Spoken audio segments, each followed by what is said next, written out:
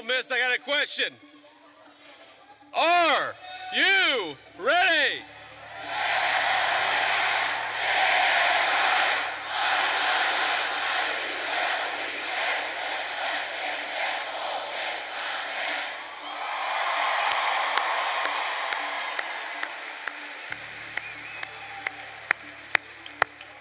Wow, that was impressive. They told me that would be impressive, and they were exactly right.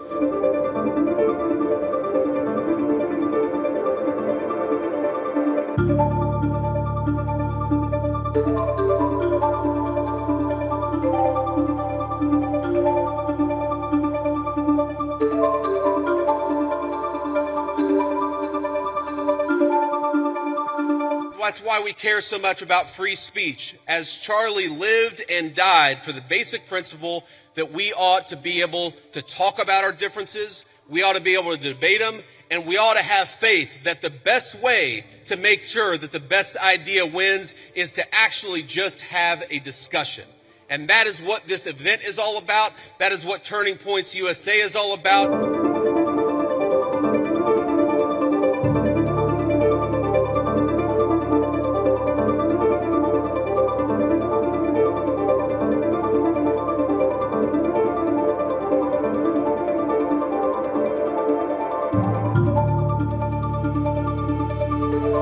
My view is, look, there are people who want to come to the United States of America, and some of them, I'm sure, can enrich the United States of America by coming here, but we have got to get our overall numbers way, way down.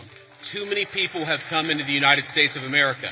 I am married to the daughter of immigrants who came to the United States in the 1980s. I do believe that some immigrants, many immigrants do in fact enrich the United States of America, but here's the problem. We don't even know how many illegal aliens we have. We don't even know. The best guess is probably 25, 30 million people. I've heard estimates as high as 50 million.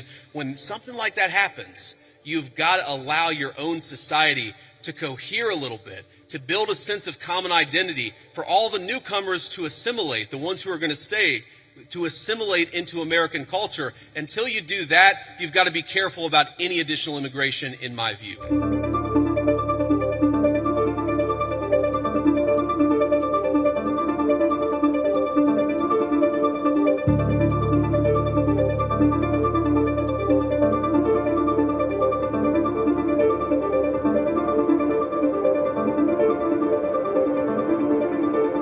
Being on campus right now for me is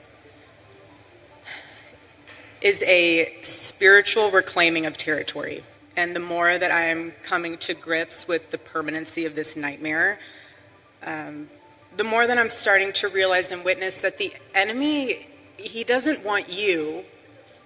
He wants your territory. He wants your influence. And when our team asked my dear friend, Vice President JD Vance, to speak today, I really prayed on it because obviously it's a very emotional day. But I could just hear Charlie in my heart. I could just hear him say, "Go reclaim that territory, babe. Go."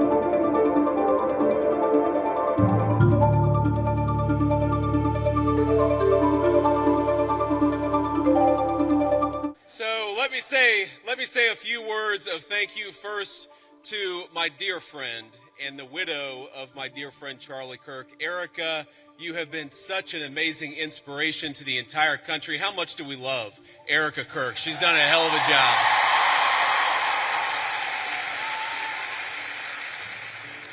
I want to thank, we have a couple of Mississippi senators here. We have both Senator Roger Wicker and Senator Cindy Hyde-Smith. Thank you guys for being here.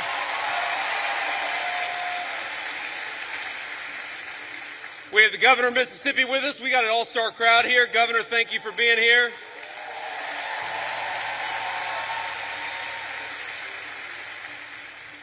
And most importantly, we have got over 10,000 students from across Mississippi. We are proud to have you, and we know that you are the future of Charlie Kirk's legacy. So thank you for being here.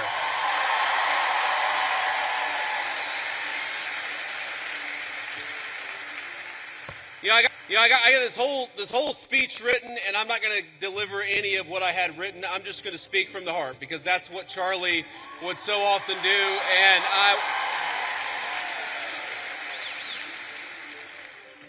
when I think about what we lost 6 weeks ago, it feels like forever ago when I was in a meeting in the West Wing, and one of my staff members came in and said that Charlie had been shot. And then I looked at my phone and I saw all the text messages and realized that my dear friend had been very seriously injured. Now, in the West Wing at that time, we actually thought that Charlie had a chance. We didn't know that he was eventually going to pass away. There were initial reports from the medical team that maybe things were going okay. And of course, eventually Charlie took his last breath and went home to be with his Lord and Savior.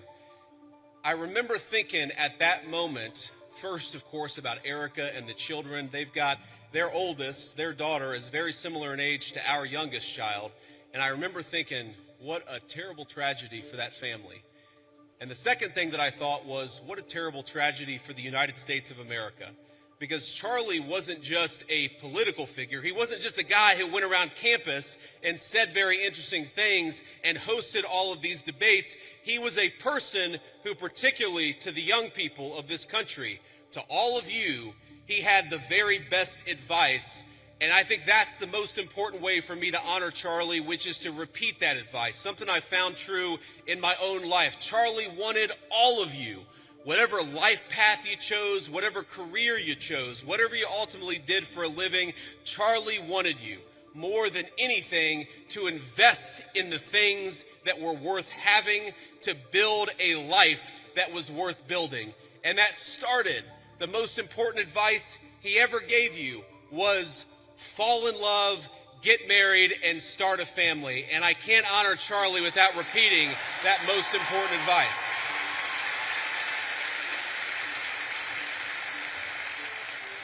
Now, most of you are probably too young to have found the person you're going to spend the rest of your life with. Some of you are lucky enough to have found that person already. But I will tell you, if you're as lucky and blessed as I have been, it hits you like a ton of bricks. And I have found that person in my lovely wife, Usha, our second lady, who is here with us today. She's sitting in the audience somewhere. I don't know where. But I love you, honey. And have children. That's something Charlie also always told. I grew up in a generation. I'm 41 years old. I'm a millennial. And if you're being uncharitable, you would call me a geriatric millennial, which I really hate. I really hate being called a geriatric millennial. But here I am at 41 talking to all of you like I've got great wisdom. Here's the thing. The one regret, the only regret that I really have in my entire life, and I've made plenty of mistakes, but the one regret that I have is that, frankly, I wish we had started having kids sooner. Because when you're a young father, you realize what an incredible blessing they are, but they're also very exhausting. And I know here at Ole Miss, we like to party a lot. And I know at Ole Miss, occasionally some of you will have a few drinks on a Friday or Saturday, or hopefully not a Tuesday night, but I'm sure that happens from time to time here in SEC country. But here's the thing. When you go out until 3 in the morning and wake up at 6 a.m. for class, the thing that I've learned in my old age is that incredible energy, God actually meant it for another purpose, and that purpose was to help take care of a family. So while you're young, have those babies if you're able to. That's something Charlie said all the time.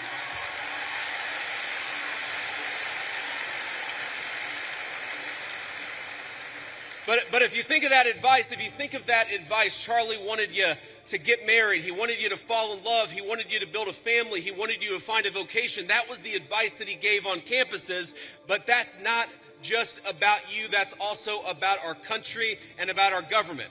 Because while you have the freedom to live life as you so choose, I have got a responsibility as your vice president to make the American dream as accessible as possible. And this is why, my friends, this is why we care about all the things that we care about. Why do I care so much about having a secure border in the United States of America. It's because I believe that when you let in a flood of illegal immigration, what it does is it drives down the wages of young people and makes housing unaffordable for the entire American population. That's why we closed down the border.